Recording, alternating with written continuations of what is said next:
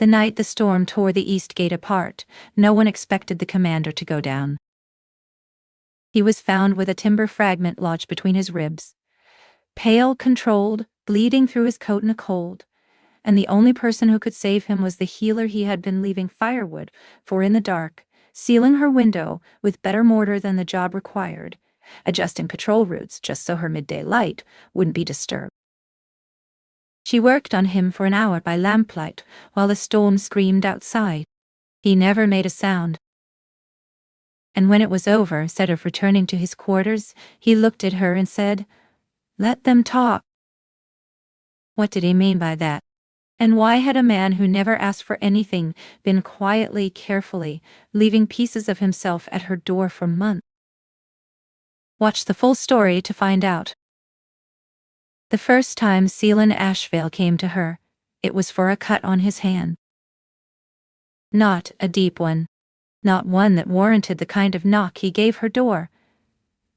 3 sharp strikes, deliberate and evenly spaced, like he was announcing something, like the door owed him an answer. Elara had been grinding dried fennel root by lamplight, the small stone pestle working in steady circles, and the knock startled her badly enough that she scattered half of it across the table. "Come in," she said, because she was a healer and that was what healers said. She spent 4 seconds composing herself before he pushed the door open. Commander Caelan Ashvale was tall in the way that occupied rooms. Not loudly, he didn't gesture much, didn't stand with his feet apart the way some soldiers did, as though daring the floor to object to their presence. He was simply present in a way that reorganized the air around him. He wore no rank insignia at this hour. Just a plain linen shirt with the sleeves rolled to the elbow and a cloth wrapped loosely around his right hand, already staining through at the heel of the palm. "Healer Voss." A nod. Polite. Entirely impersonal. "Commander." She gestured at the low chair beside her worktable. "Sit, please." He sat. She brought her lamp closer and unwound the cloth with practiced efficiency. The cut ran along the base of his thumb.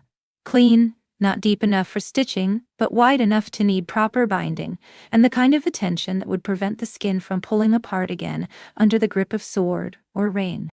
His hands were what she noted first in the way healers noted things, the old scarring across the knuckles, each mark with its own history, the particular roughness that came from years of leather reins and sword hilts and cold weather without adequate glove. The kind of hands that had done both harm and work in equal measure and bore the record of both without apology. "How did this happen?" she asked, because it was a standard question, the kind she asked everyone, and because it occasionally produced useful information. "Training accident," he said. She didn't press. She cleaned the wound with vinegar water. He didn't flinch at the sting, which told her something, and began the binding with linen strips she kept pre-cut and rolled for exactly this kind of visit. His other hand rested flat on his thigh, still and unclenched. She was aware, in the peripheral and professional way, that he was watching her work. Not impatiently. Not with the fidgeting discomfort most people brought to this kind of attention. He watched the way she imagined he watched a great many things, steadily, without hurrying the observation toward a conclusion.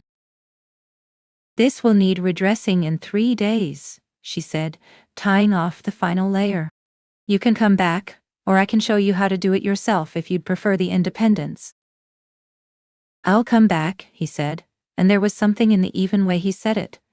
Not a decision made in the moment, more like a fact he was reporting, a thing already established somewhere ahead of them, that she filed away without examining. He left without further conversation. She swept the fennel back into the bowl and told herself that was entirely unremarkable, and went back to her grinding and was moderately successful. He came back in 3 days, as stated. The cut was healing well. She told him so, because it was true, and because healers gave accurate reports, and did not perform concern where none was warranted. He nodded once, receiving the information without visible pleasure or relief, simply acknowledging it. She rebandaged his hand. The whole exchange took 11 minutes. On his way out, he paused at the door. His hand rested briefly on the frame, and he turned back with the slight recalibration of a man who had decided to say something he'd been considering for longer than the current visit. "The tincture you left with Sergeant Mira last week," he said. "For her shoulder, she says it helped." Ilia looked up from washing her hands. "The arnica compound. Yes, I hoped it would. The inflammation was deep set, the kind that doesn't respond well to surface treatment. It needs to reach the tissue underneath. She's been sleeping through the night for the first time in 2 months." He said it plainly, without flourish. Not praise exactly, or not only praise, more like a man reporting evidence he had found and considered significant. "This happened. I thought you should know it. Your work produced this." The weight of it was not in what he said, but in the fact that he had come back specifically to say it. "I'm glad," Ilara said, and meant it.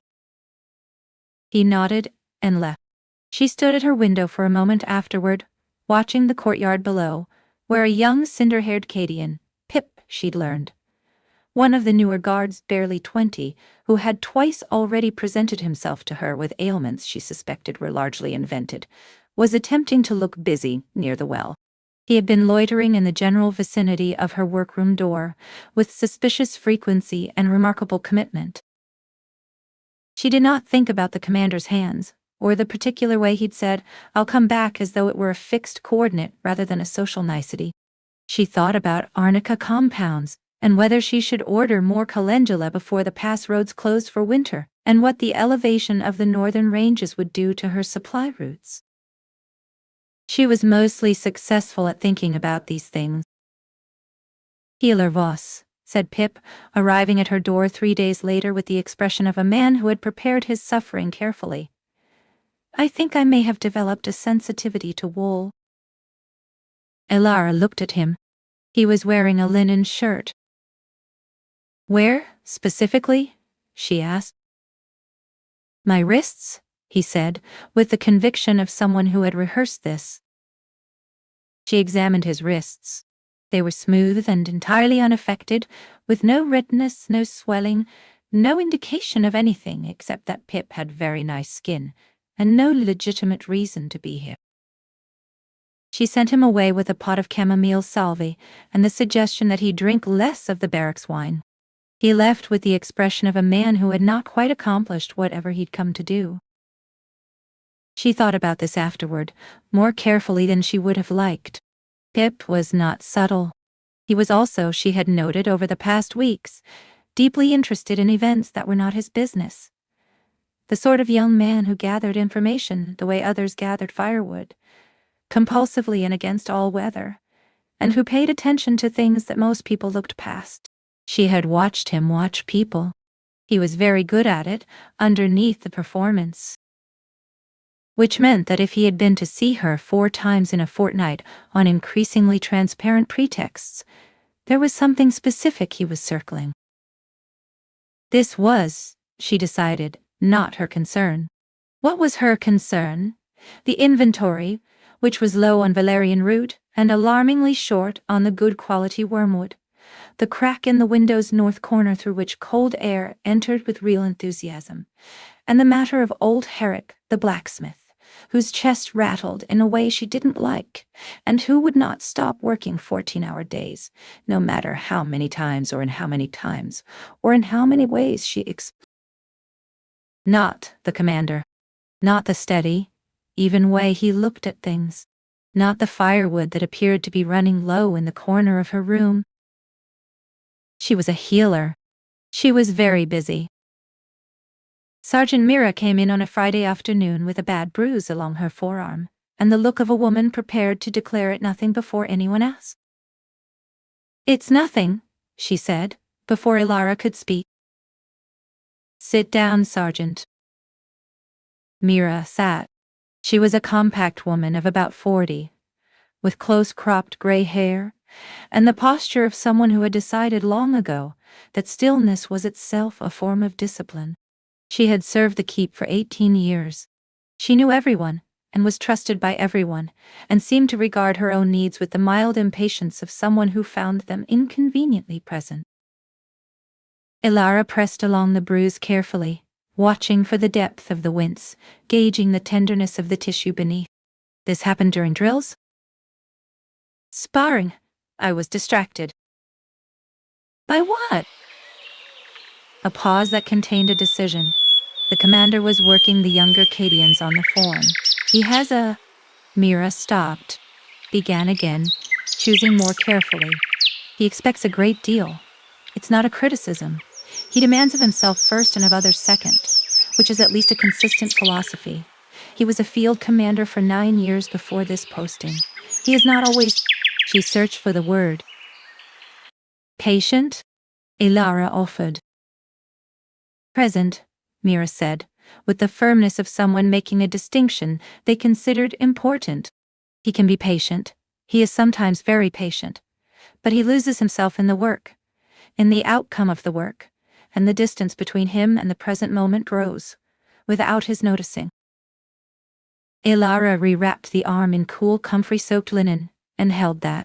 A man who required much of himself, who could be very patient, but sometimes lost his present moment to the one he was trying to build, who had sat in her chair and reported carefully that her work had helped a woman sleep. He checks on his Caedians, Mira said, as though following the thread of a thought neither of them had spoken aloud. After training injuries, after illness, he doesn't make a display of it.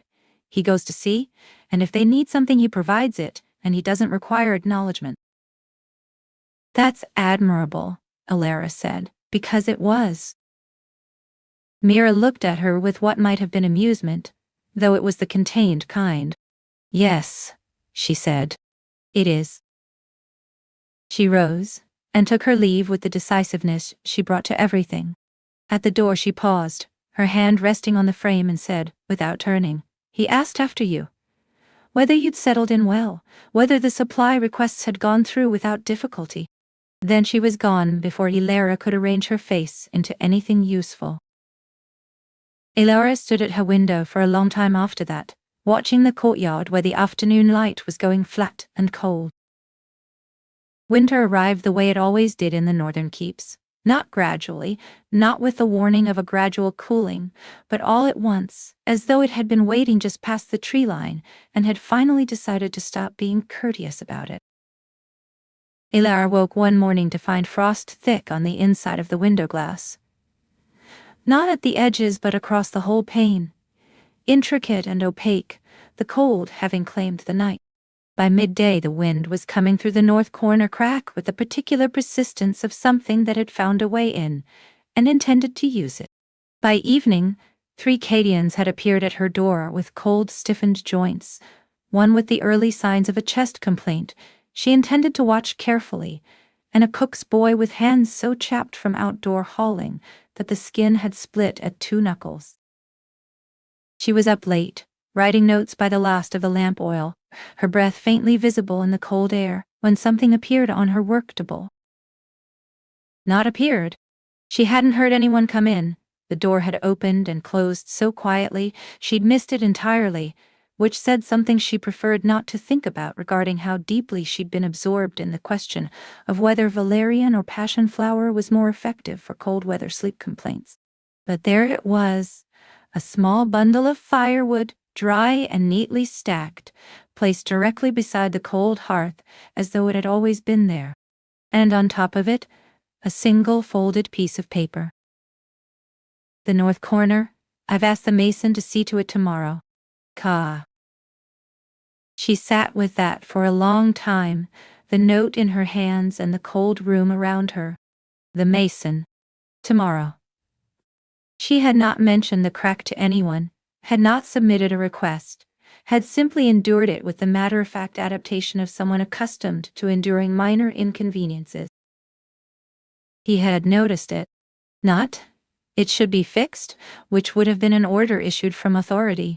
Not, I had it fixed, which would have been a statement of completion that required nothing from her. He had noticed it and arranged for its repair and left her firewood so she would not be cold while she waited. The specificity of it. The 3 separate thoughts that had to occur in sequence for that note, and that firewood to be here, sat in her chest like something warm. She laid the fire. When it caught, the warmth reached her in stages, first at her face, then at her hands, then spreading slowly to the rest of her. She thought, with careful precision, about what she was doing when she read significance into small gestures. She thought about confirmation bias. She thought about the particular unreliability of a mind that wanted something. She did not sleep easily. His name, she had learned from the Keep's formal records, because records were her professional resource, and consulting them was entirely reasonable. Caelan Thornwood Ashville. 34 years of age. No living family. Commissioned at 19 into the Eastern Border Garrisons. Field posted for 9 years with notation of distinguished service, and 3 commendations whose specific contents were redacted from the summary she had access to. Reassigned to the Northern Keep 18 months. Prior following an injury she was not given the details of, but which she had inferred from the slight hitch in his right stride when he was tired. A healed fracture, probably the ankle, probably not adequately rested at the time of recovery, because he was the kind of man who would not adequately rest. What the records did not contain, and what she had been accumulating anyway, like a collector who hadn't meant to start collecting. The way he sometimes paused at the door of her workroom and seemed to be deciding something before he knocked. A half-breath of held possibility that she could hear through the wood. The way he listened, not the performing listening of men who were waiting for their turn, nodding at intervals to indicate processing, but the actual kind, the kind that meant he would remember specifically what she'd said, and in what context.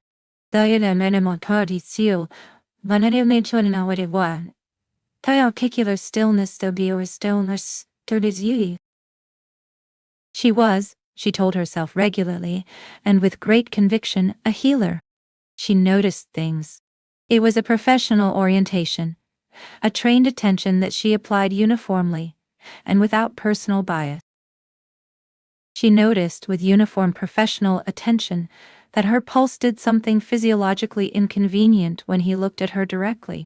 She noted this, filed it, and decided that the filing system in which it lived was private and not subject to examination. She resolved to be considerably less attentive in her professional observations, and went back to her notes, and managed about 20 minutes before something he had said 3 days ago surfaced again in her mind, like wood rising in water. Pip came to Ilara for the 4th time in a fortnight, presenting what he described as a worrying stiffness in his left shoulder that had come on quite suddenly and was, he felt, worth examining. Ilara pressed his shoulder in 3 places. He winced. She suspected this was theatrical.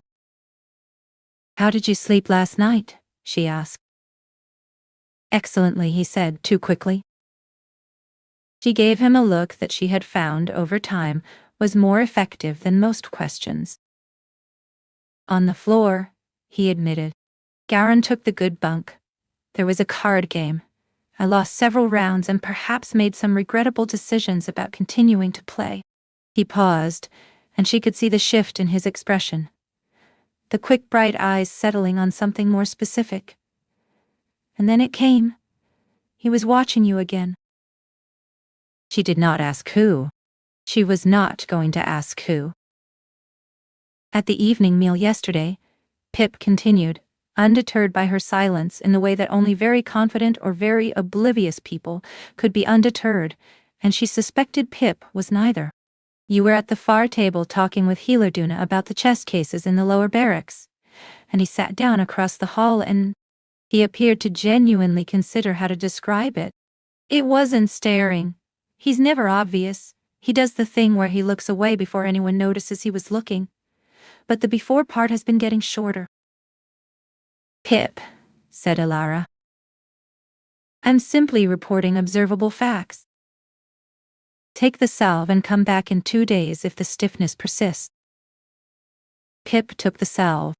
He stood at her door, with the air of a man who had more to deliver. "He's not easy to read," he said, "but I've served under him for 2 years, And I've never once seen him do a thing without a reason he's thought through. He doesn't waste anything. A pause, the calculating kind. He brought firewood to old Herrick last winter too, carried it himself after dark and didn't say a word about it. Herrick found it in the morning. He straightened with the dignity of a completed errand. Just an observation. Ilara sat with that for a long time after he'd gone. Mir's checkup lasted longer than a checkup required. He grew up on campaign, Mira said, while Ilara examined the healed bruise. Doing well, the last of the yellow fading at the edges.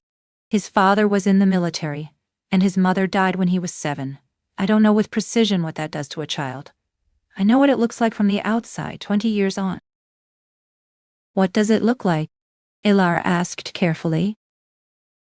Like a man who learned early that needing things was inconvenient.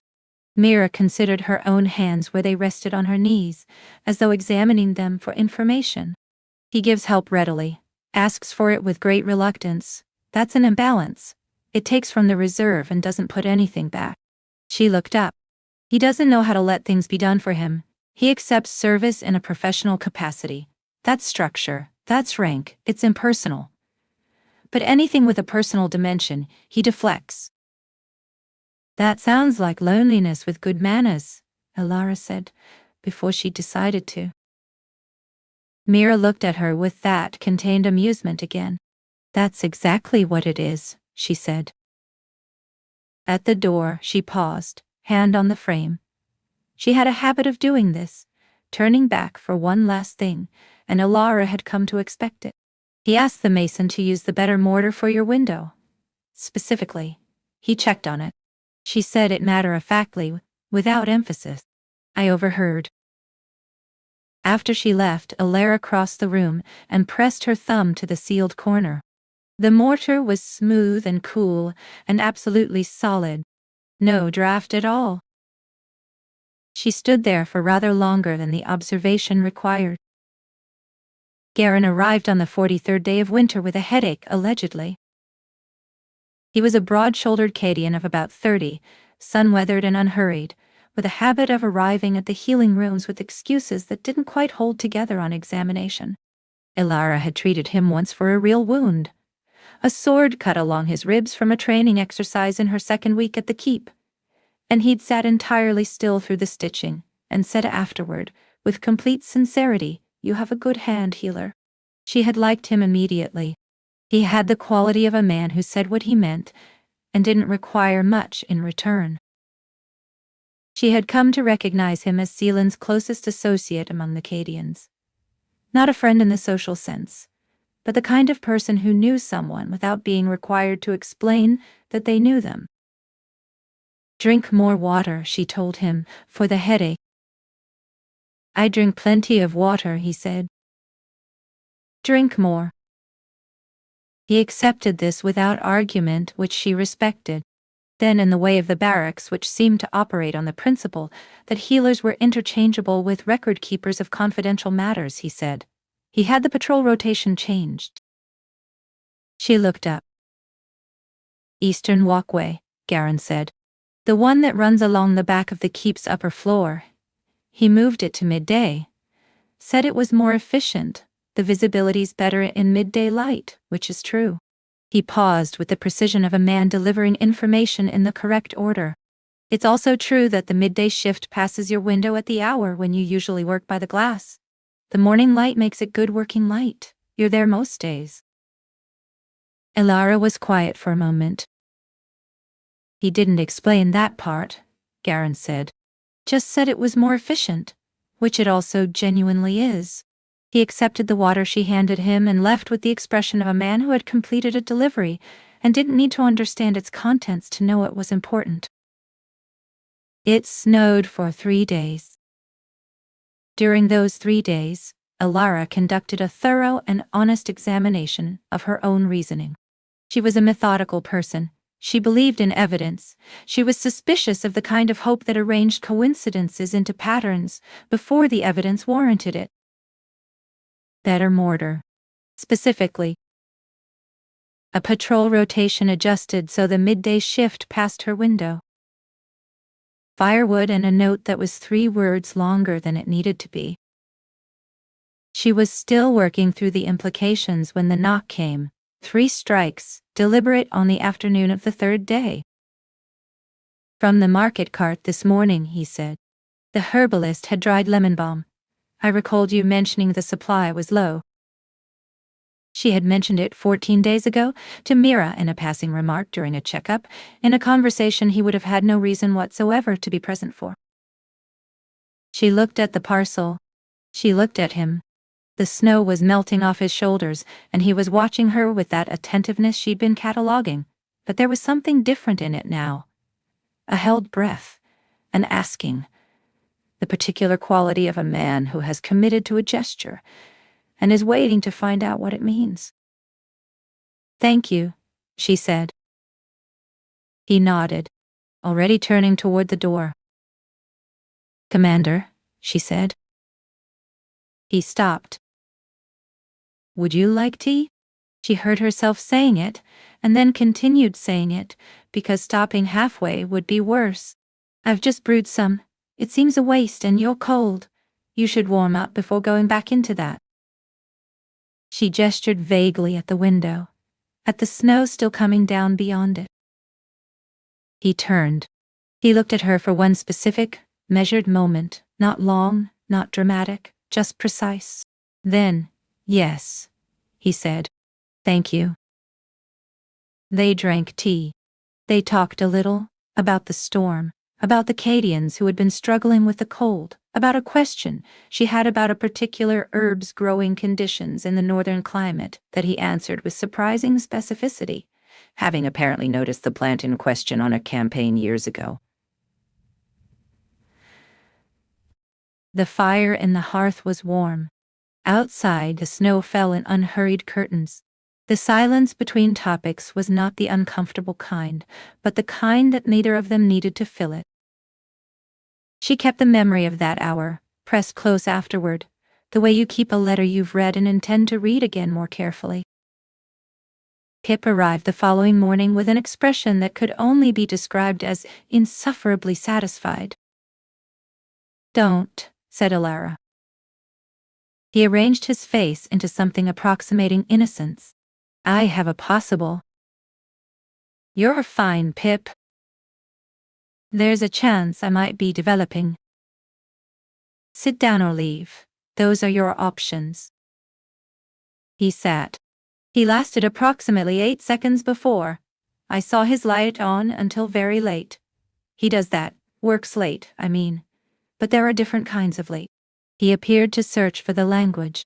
"There's the Ewing through patrol reports light. That one's steady and he moves around the room. And then there's the other kind, where the light doesn't move for a long time and you can tell through the gap under the door that he's just sitting." "Pip," she said. "Just sitting," he repeated firmly. "For quite a while. On the night after he went to your room." He stood with the air of a completed performance. "I'm going now." "Please," she said. She sat for a long moment after he left. Then she got out a piece of paper and wrote, "The lemon balm is excellent quality. Thank you." She crossed it out. Wrote, "The lemon balm arrived in good condition and will be very useful." Cross that out too. Wrote finally, "Thank you for the lemon balm. I find I'm glad you thought of it." This was true and slightly more than she'd meant to say, and she sent it before she could revise it again. 4 drafts. 12 words. In the center of the keep, surviving there against all reasonable expectation, there was a garden. Not a kitchen garden. Those were sensibly positioned at the south face for light and proximity to the cook's yard, planted in the practical rows of people who needed the ground to produce something useful. This was the other kind. A walled space that someone once had made with care and no practical justification at all. Alara had found it by accident in her 3rd week, following a wall she'd thought would lead to the storage yard, and the iron gate had opened under her hand with a sound like a question being asked of no one in particular.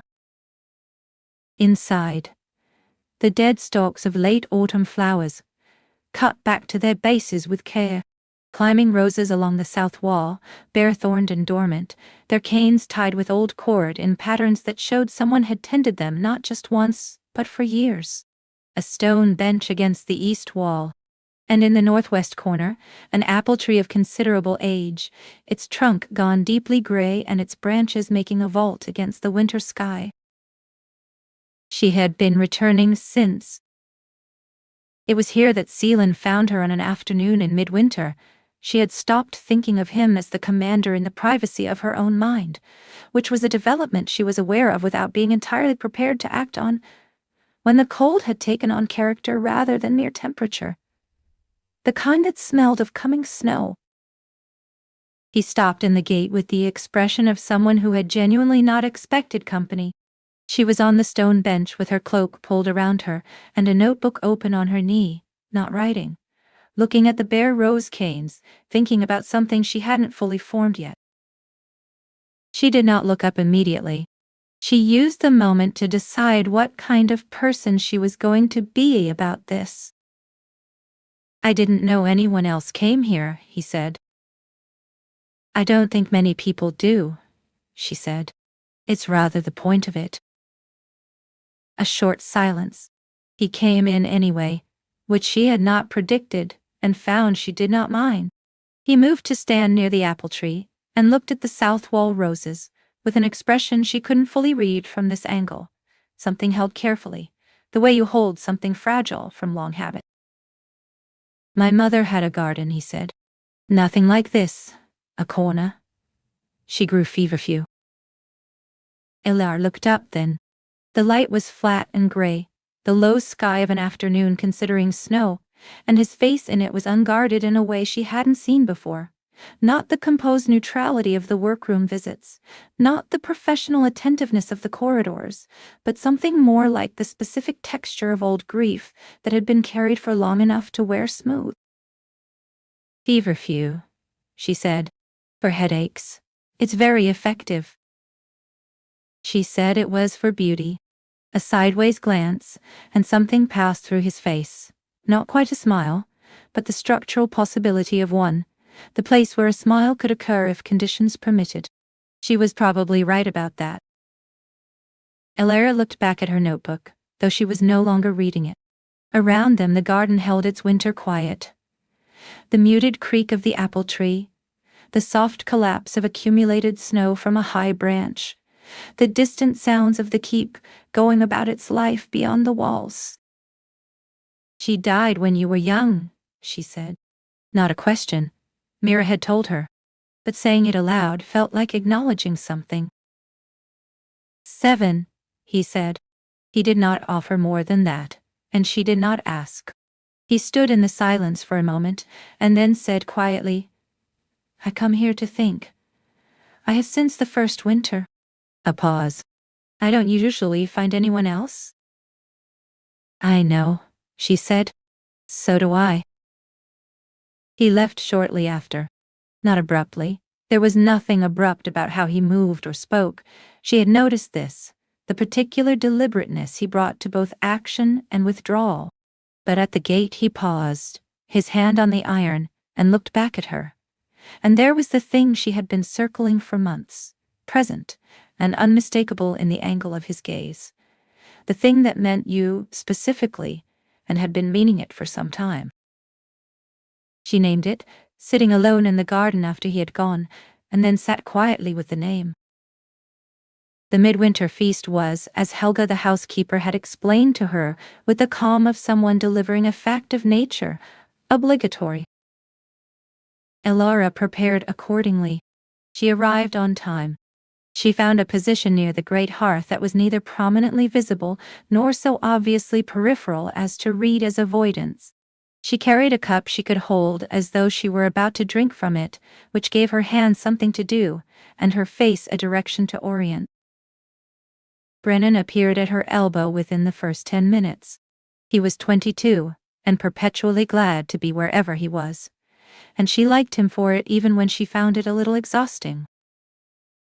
"You look very well," he said, with the warmth of someone for whom this was a simple fact and a pleasure to report. She was wearing the good dress, dark green wool, the one she reserved for events she couldn't avoid, with the embroidered cuffs her grandmother had worked over a winter, when Alara was small. The warmth from the hearth was making the copper red of her hair pick up the firelight, and she was aware in the particular way she sometimes was, not vanity, more the professional observation she applied to everything, that the green brought out the gray of her eyes in a way the workroom lamplight never did. She felt not unpleasantly, as though she were wearing a version of herself that didn't often get to come out. "Thank you," she said. Brennan opened his mouth. "If you're about to tell me where he is in the room," she said, "I need more wine." Brennan closed his mouth. She navigated toward the wine and did not look across the hall, and did not notice whether a particular position had been taken up at the room's north wall. She was mostly successful. Vorek arrived an hour in, which was an hour later than she'd been hoping he wouldn't arrive at all. He was a lord of the second tier, wealthy enough to require attention, not wealthy enough to command it. And he had a habit of addressing healers with the particular tone of a man who spoke to well-trained staff, professionally, impersonally, and with just enough condescension to establish the order of things. He had been at the keep for a month on some garrison matter. He had made, in that time, 3 remarks to Alara that each contained a layer she had assessed, and decided not to respond to directly, because responding directly would require energy she preferred to spend on patience. He came to stand at the fire. She positioned herself so she could see the room over his shoulder. "Healer Voss," he said. "I didn't realize the formal table included the medical staff." "The commander extends his invitation to all keep staff," she said evenly. "So it seems." His gaze moved over her in a way she had learned to endure. "You're rather decorative for a field healer." She was building the response sharp, accurate, technically unobjectionable, when the room shifted. Not loudly. There was no announcement, no dramatic entrance. Caelan simply appeared at her shoulder, close enough that the warmth of him was perceptible, his position placing the fire's light as much on her as on Vorek, the geometry of it subtly but completely rearranged. "Lord Vorek," he said, the tone of a man naming what he'd found in a drawer. Accurate, entirely neutral, containing nothing. Vorek's posture made a small adjustment. "Commander Ashvale, the feast does you credit." "Thank you." Caelan did not look at Alara. He didn't need to. His presence had already done what it came to do, taken the weight of the moment and redistributed it, leaving Vorek with considerably less of it than he'd arrived with. "Counselor Hayden was asking after you. I believe he's at the east table." Vorek departed with the posture of a man doing so voluntarily. He wasn't. Alara let out a breath. The fire was warm. She was aware of Caelan standing beside her, with the careful stillness she'd come to know, like a language. "Thank you," she said quietly. "I have no idea what you're referring to," he said. Which was, she thought, the first thing she'd ever heard him say that was not precisely true. A small gift, that, the first deliberate piece of fiction from a man who was, as a rule, remarkably direct. He moved away shortly after. For the rest of the evening she was aware of where he was the way you're aware of a fire in a room. Not by looking directly at it, but by the particular quality of the warmth it cast in any given direction. Once she looked up and found him already looking. He glanced away. She let him, and allowed herself a small quiet pleasure in the allowing. The storm arrived near midnight and announced itself by removing a shutter from its hinges on the keep's east face. The sound was like a door being kicked open, abrupt and total. And Alara, who had not yet been to bed, who was still at her table writing notes on the chest complaint she was monitoring with increasing care, was on her feet before she decided to stand. The wind, when it came through under the door, was the kind that meant business. She was still in her working clothes, her hair braided but coming loose at one temple, when the knock arrived, heavy, fast, 3 strikes. Caelan. His hair plastered flat by rain, water running from the neck of his coat, his expression the specific one she had learned to read as, "There is a problem, and it is serious, and I am telling you without embellishment."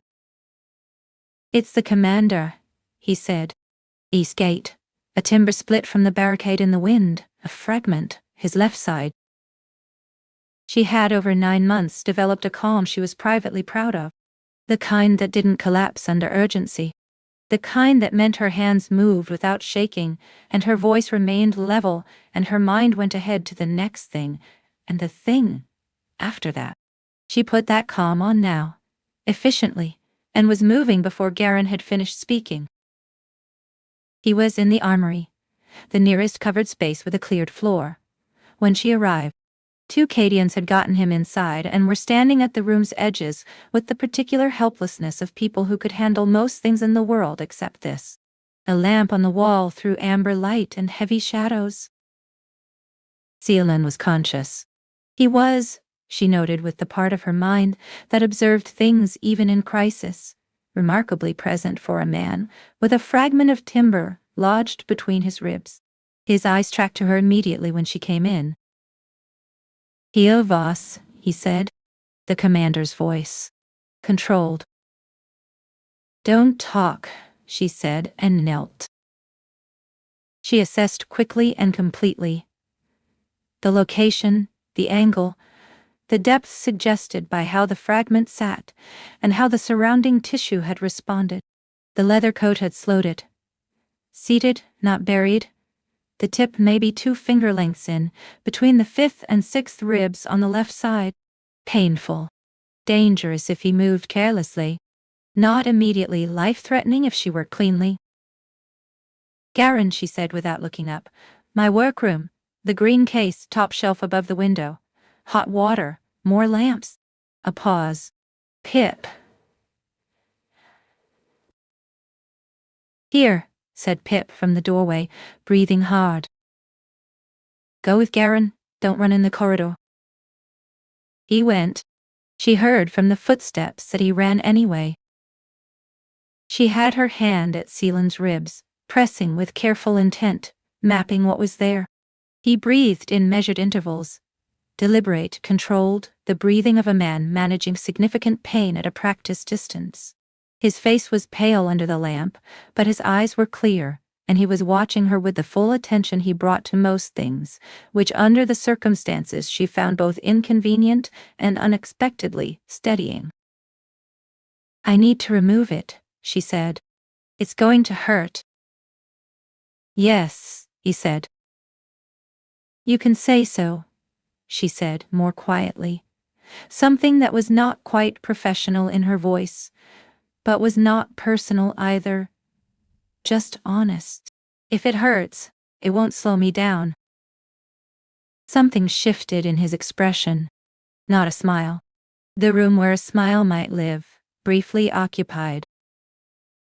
The removal was slow and precise. She worked in stages, irrigating as she went, and he made no sound through any of it, and she was aware of this with a particular kind of ache, not admiration exactly, more the particular sorrow of recognizing someone who had learned not to express pain because they'd had to. When the fragment came free, and she pressed the clean linen to the wound and began the binding, his eyes closed for one moment. In the lamplight, in that moment, she saw it. The gold rising in his irises like something lit from beneath the dark gray, unmistakable and brief, present, and then settling again as the worst of the pain receded.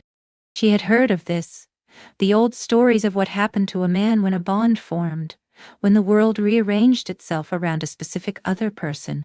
She held very still, her hands continuing their work, and did not say anything. "There," she said, when the final layer was tied.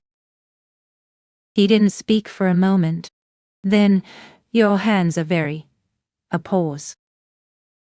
She waited. "Steady," he said. "You have very steady hands."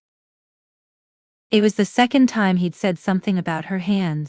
She filed it, carefully, and said nothing. The storm had sealed the armory into a temporary island, howling outside, amber warm inside, the Caedians having retreated to give them space without being asked. She told him he would not be moving tonight, and he opened his mouth. "Don't," she said. He closed it. "I have notes to write," she said. "I'll stay. The storm will quiet by the 3rd hour." She did not look at him. "The Caedians will remark on it." "Let them," he said, which surprised her more than the wound had. She settled at the wall with her lamp and her notebook. He was quiet in the way of a man who had accepted something and found the acceptance less difficult than he'd expected. Outside, the storm made its noise. Inside, the armory was warm, and she wrote notes that were only partially about medicine, and she did not look at him again until the 1st hour, when his breathing had steadied into sleep. She allowed herself to look then for a long time. The lamp was low. The storm was beginning to thin. She thought about steady hands and better mortar and gold in dark gray eyes at an unguarded moment.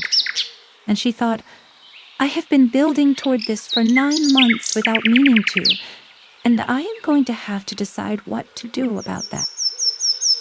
She held it close instead of writing it down, the way you hold a lamp against the wind. 5 days. 5 days begins the morning after the storm breaks. It does not include the night itself.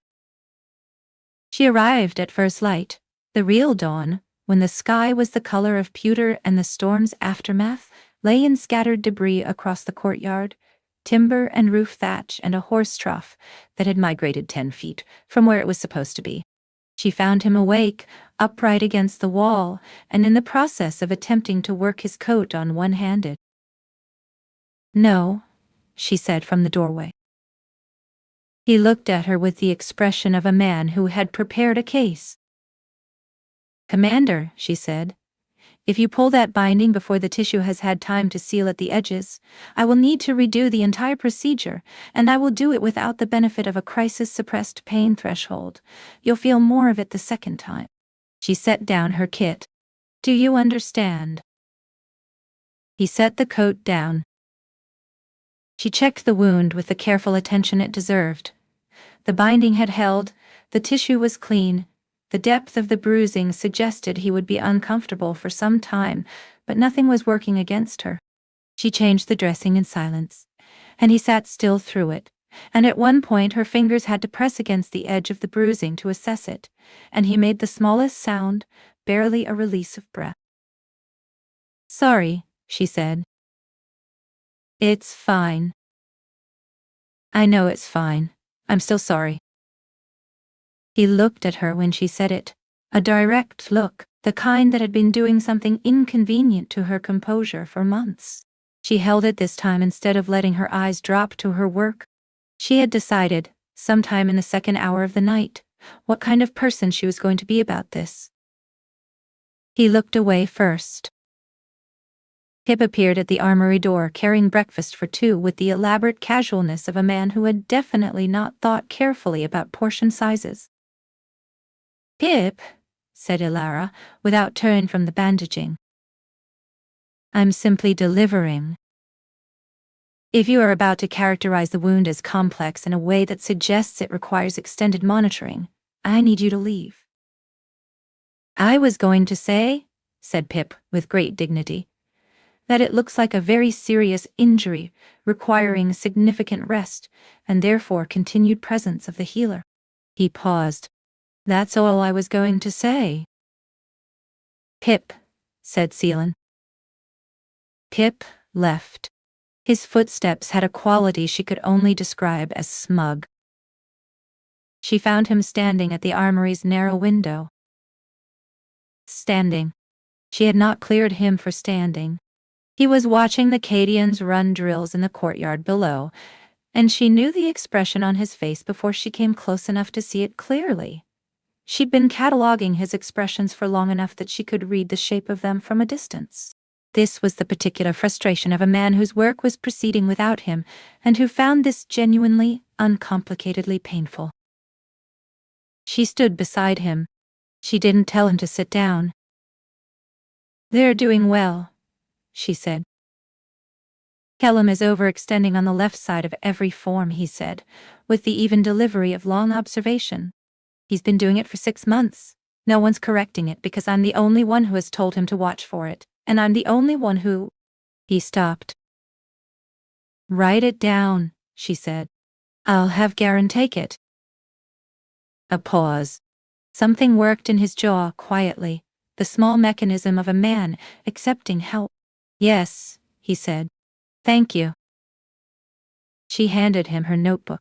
He wrote with the same economy he brought to speech, precise, minimal, exactly what was needed. She watched his handwriting and thought about all the ways a person's character was legible in small things. He handed the notebook back. She was putting it away when, "Go get me water." She looked at him. He looked back at her, and there was something in his expression she hadn't quite seen before. Not command, not quite request, something on the threshold between them that was neither exactly. The asking without asking of a man who wasn't sure how to ask but was trying.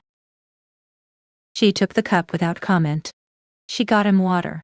She brought it back and he drank it without elaborating, and she sat back down with her notes, and neither of them said anything else about it. But it was something. The wound was healing cleanly and ahead of schedule. She told him he could return to his own quarters in the morning. In the matter-of-fact tone she used for accurate information, she did not want to make into more than it was. The light through the small window was the low gold of late afternoon, the kind that came in at an angle and turned dust into visible things, and the armory was quiet around them in a way that had accumulated, over 5 days, into something she had no clinical vocabulary for. "Ilara," he said. She looked up. First name, chosen deliberately. She felt it arrive with the specific precision of something that had been aimed. She looked at him. "Thank you," he said. The plain version, the one with the weight under it, not the social deployment of the phrase, but the real thing, from a man who found receiving difficult, and was doing it anyway. She felt what it cost him, and what it meant that he paid it. "You're welcome," she said. And then, "Caelan." He was quiet for a long moment. Acadian's voice called something across the courtyard outside. The light moved a fraction. "I'll return the notebook," he said. "I know," she said. He came back the following morning with the notebook and a small jar of dried linden blossom. She had not mentioned needing it, had not told him about it, could not account for how he knew her stores were low. She didn't ask. He didn't explain. They were both going to handle this with a great deal of dignity. And they were, she thought, both aware that this was exactly what they were doing. "Stay," she said, when he was almost at the door. "I have overbrewed the tea again." He stayed. He stayed for 2 hours, which was not about the tea, and they both knew it, and neither of them said so, and it was, she thought, the best conversation she'd had in quite some time. The medical journal reached the Haldren Council in the second week of early spring, delivered by Mira with the expression of a woman who had thought carefully about what she was carrying and decided it was correct. It was Ilara's own record, written in the compressed and precise shorthand of her training, cross-referenced and dated, covering the past 4 months. It documented without accusation or embellishment a pattern, specific injuries among the keep's lower staff with explanations she had noted alongside their physical inconsistencies. A kitchen girl's wrist, a stable hand's shoulder, several bruises attributed to activities that would not produce bruises of that shape in that location. A pattern that corresponded, in the dates she had been careful to include, to periods of Vorek's extended presence. She had not gone to Caelan first. That was not her role, and she had her own methods. Her role was accurate record-keeping. The records were accurate. 2 days after the submission, Lord Vorek departed the keep. He did so with the composure of a man leaving voluntarily. He was not leaving voluntarily. Caelan came to her workroom that evening. He stood in the doorway, He always stood in the doorway now, she had noticed. He knocked and waited, and never entered without the implicit welcome, as though the threshold were something he treated as hers, and said, "I heard what you submitted to the council." She looked up from her inventory. "I should have moved on it sooner," he said, and the flatness of it told her this was not self-flagellation performed for her benefit, but the real thing, the genuine weight of it. "You needed documentation," she said. "So did they. Now there is some. What happens next is theirs to manage." "You were watching," he said. "It's what healers do." He was quiet in the way that meant he was working through something larger than the immediate conversation. "I'm glad you're here," he said. Too much and not enough at once, and she thought he knew it, because he looked away immediately after, to the window and the early dusk beyond it. She set down her pen. "Come for a walk," she said. "It's warm enough tonight." The garden in early spring was a different country. The roses had put out their first leaves. That tentative, translucent green of the very new, almost luminous against the stone. The apple tree was in blossom, the white flowers opening in the mild air with a sweetness that reached her before she could have named it, the kind of smell that meant it is going to be all right. The kind that came with accumulated Aprils. The stone bench was dry for the first time in months. The light came in low over the south wall and made the walled space feel held. He had been here before her. She found him under the apple tree, looking up into the blossom. In his hand, a small branch that had broken in the winter storms, snapped clean from the tree, held through the cold and bloomed anyway. 3 small white flowers open on the broken wood, impossibly persistent. She stopped beside him. He looked at the branch for a moment. "Moonveil," she said, recognizing the plant along the south wall. Climbing, silver green, its early spring flowers already open along the stone. It blooms before it's fully leafed out, as though it can't wait. "My mother had some," he said. She said they were impatient. He looked at her, and the thing she'd been naming to herself for months was entirely present in his face. Warm, lit, the gold in his eyes visible in the apple blossom light without any crisis to occasion it. Just there, because she was there. She meant it as a virtue. She was right, Ilara said. He stood still for a moment, and she watched him work through the distance between what he meant and what he knew how to say, and she felt the patience she'd been building for 9 months settle into something that was not waiting so much as being present. "I want this to continue," he said. "Not smooth. The words found in sequence, not assembled in advance. Whatever form that takes. I don't have a..." He stopped, started again with the directness that she had come to find more moving than eloquence. "I would like you to stay, not because the keep needs a healer, because this..." His jaw moved. "I'm asking you clearly to stay." He'd set the broken branch down and his hand was near hers on the stone wall, close enough that the warmth of it was something she could feel. "I'm staying," she said. The gold in his eyes didn't dim. He exhaled once, slowly. "Good," he said. Exactly the right word, in exactly the right tone. A man who had been told something he'd very much wanted to know and had now updated his understanding of the world accordingly. She found, to her significant surprise, that she was smiling.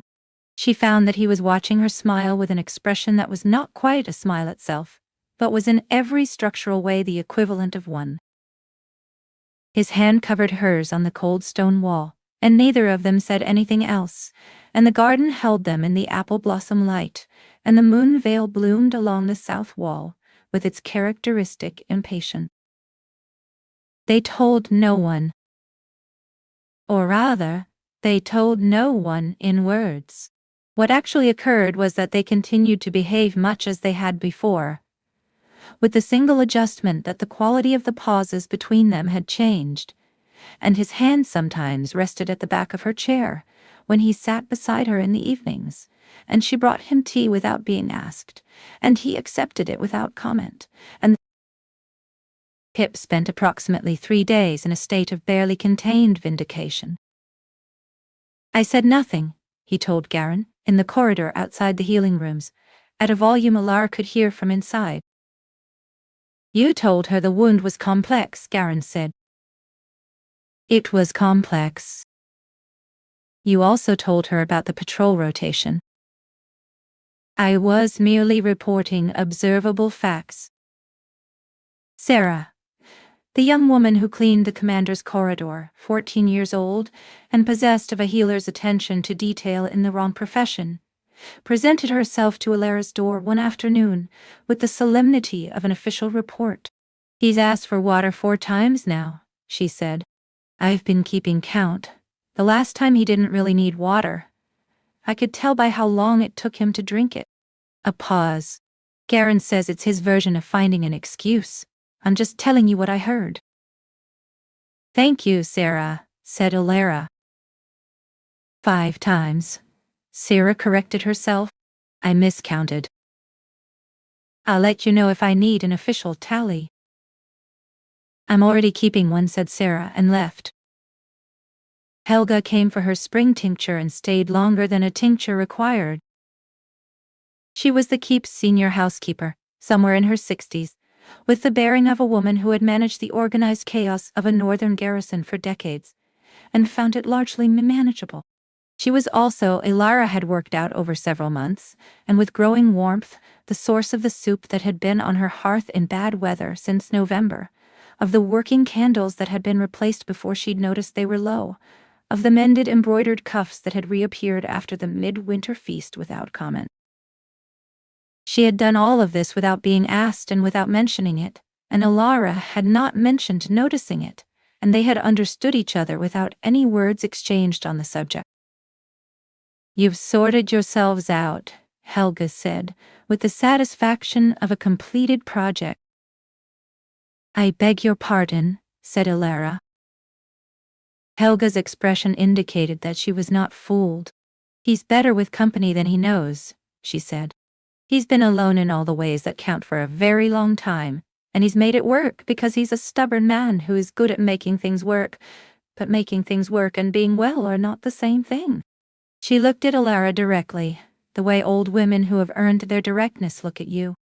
"Don't let him be too careful with you. He will try to be. He'll wrap things up and hand them to you finished, rather than let you see the work of them.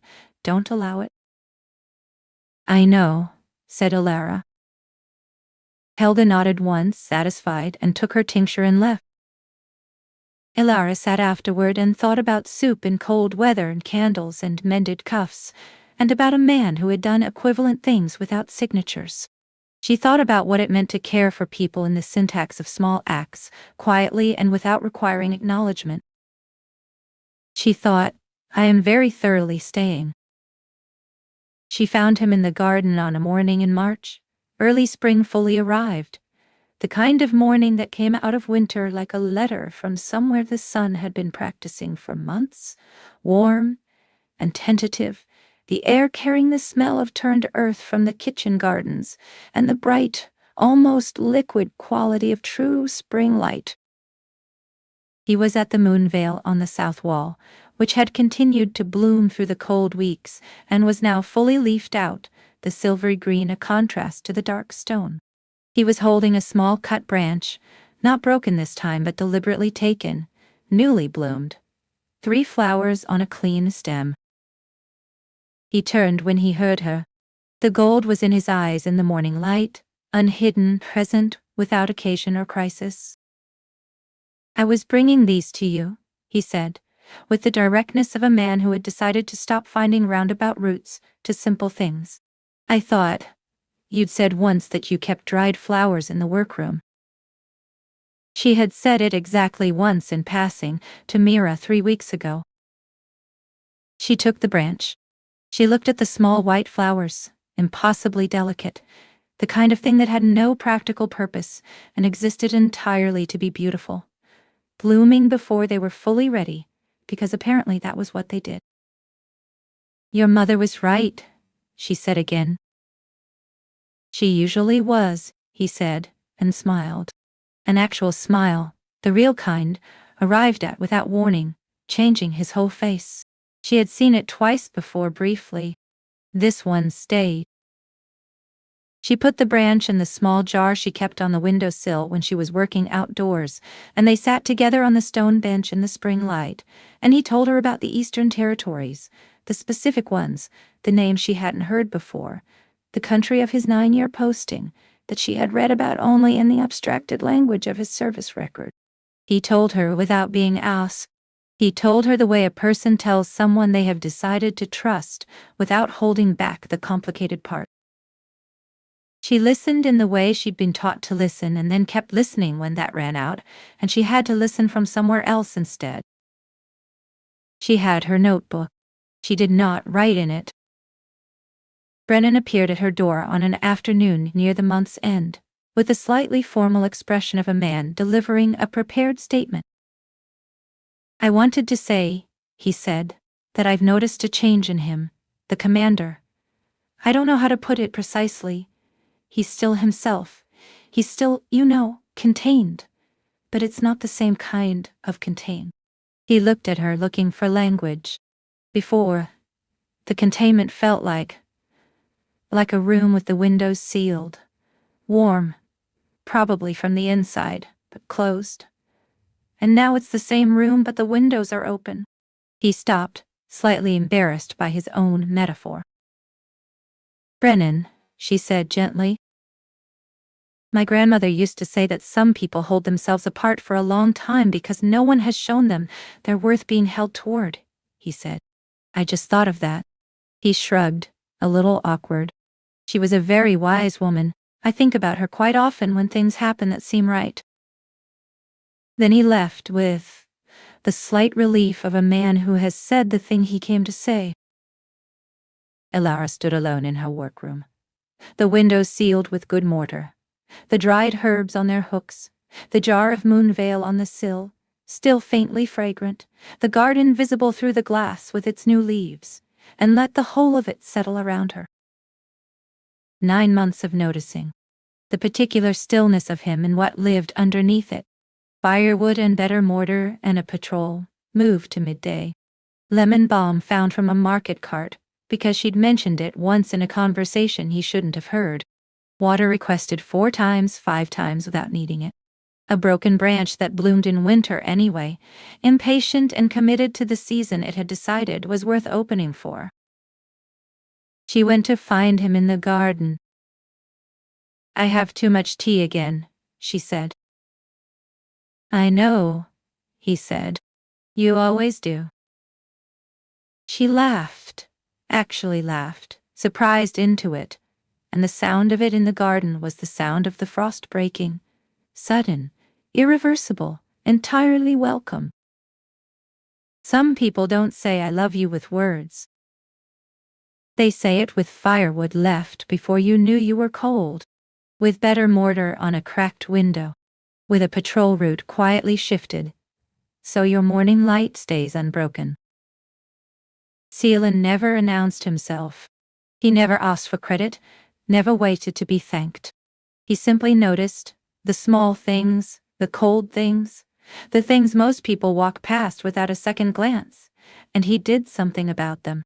Quietly, consistently, without asking anything in return. And Elara, who spent months cataloging everything she was not supposed to feel, finally understood. Love doesn't always arrive like a storm. Sometimes it arrives like firewood in the dark, like a note with 3 extra words, like a man who shows up, again and again, in all the ways that count. The frost always breaks. It just needs someone patient enough to wait for spring. If this story left something sitting quietly in your chest, drop a comment and tell me which moment got you. Was it the firewood? The mortar? The let them talk? Your comments are literally what make me want to keep writing these. So if you're here, if you felt something, let me know.